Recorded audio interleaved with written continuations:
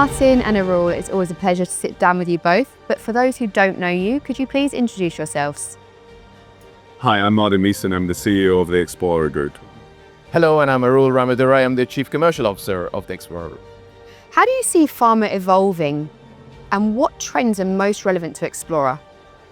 Yeah, so we've been asked this question quite a lot during CPHI, and I'm answering it in two ways. One is to look a little bit backwards at the molecules, the small molecules that are really the core of our business and the APIs that we make, and then also looking forward to some of the new modalities as well. Often a lot of the press, a lot of the talk is around the new modalities like GLP-1s and ADCs, but I think you've got to remember that it's small molecules that are treating the majority of the population out there. When people go to the pharmacies, it's small molecule drugs that they're picking up. Those are the drugs that are helping hundreds of thousands and millions of people. So, as we evolve and go forward, we mustn't forget the impact of those small molecules, which whilst have been around for decades, are still having that impact on all those people and will continue to do so as we go forward. But obviously it's exciting to talk about the newer modalities as well and how they can impact people's lives.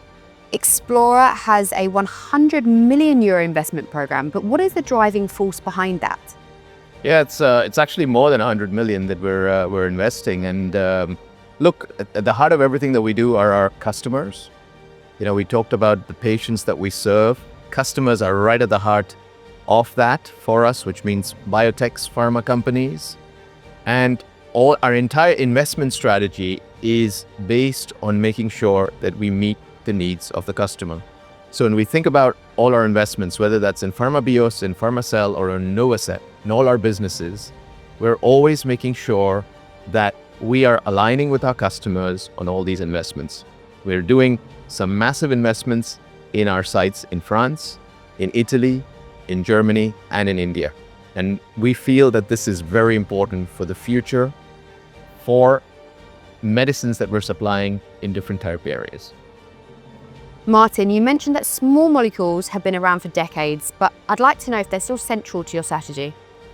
Absolutely. It's simple just to say small molecules, but what we're actually talking about is our ability to supply them through to our partners.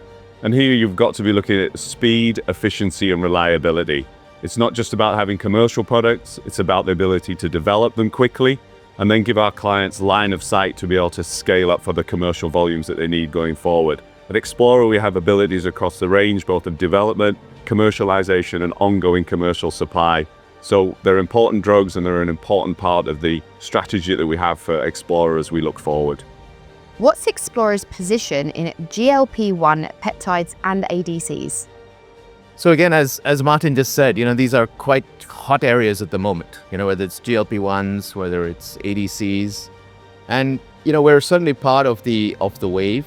I think we've also been early in this space. So if you think about ADCs in particular, we supply more or less half of the FDA-approved ADCs out there, right? So what that means is that we have a long history in this space. We've built up a level of expertise which is valued by our customers, and we know that we can deliver these breakthrough therapies for several thousands of patients, and that has a huge impact. A lot of the ADCs are, of course, in the cancer space and the oncology space.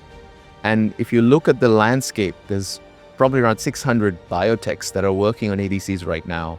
So the fact that we are one of the premium and the key players in this space really helps us. On GLP-1s, well, GLP-1s are all the rage right now. We know that. Where we are able to position ourselves in two places. So we have this massive investment going into our site in Morenx, and that's to do with peptide purification. So GLP-1s, some of the most efficacious drugs that I think mankind has seen. They're going to be transformative for patients worldwide. And we're very happy that we can be part of that supply chain in our site in Morenx. On the other hand, we are also very much a small molecule company. And what that means is that when you look at the GLP-1s, and a lot of them are quite complex from a chemistry side, that plays again to our strengths. And therefore, we have a great opportunity on our sites, for example, in Leverkusen, in Schaas, multiple sites where we can provide small molecule capabilities which will enable tons and tons of GLP-1s to be produced. So we're in a great space at the moment for both GLP-1s and ADCs.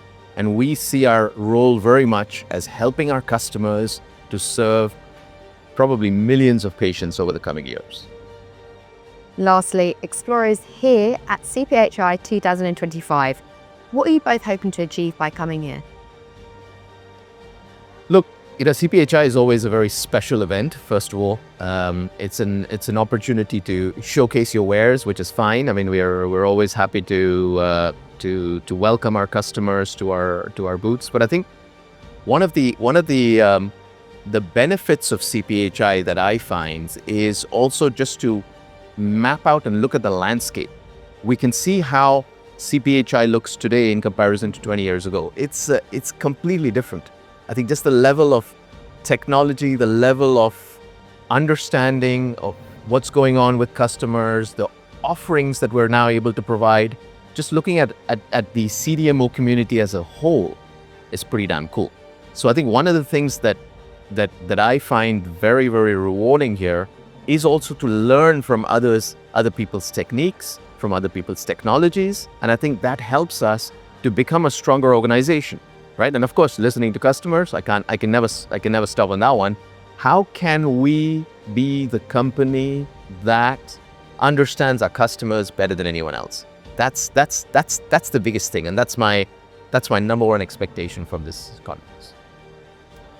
So we're here in CPHI Frankfurt, so I think the answer is probably at least 10,000 steps, because it is a large event. And we were joking last night, but the amount of steps people got in is quite good. These events are ongoing conversations. Everything is an ongoing conversations. It doesn't suddenly happen that you're at CPHI and something just stops, or often we can start some of those conversations, but it's really a great opportunity. Have very dense population of our partners that we can interact with on a very short pace of time over 2 days. It really is. It's an event which would take you kind of weeks and months to have all these conversations. If we were traveling here, we can do that in a very short space of time. So it really do like these events for that benefit. Martin, Arul, it's been very insightful. Thank you very much. Thank you.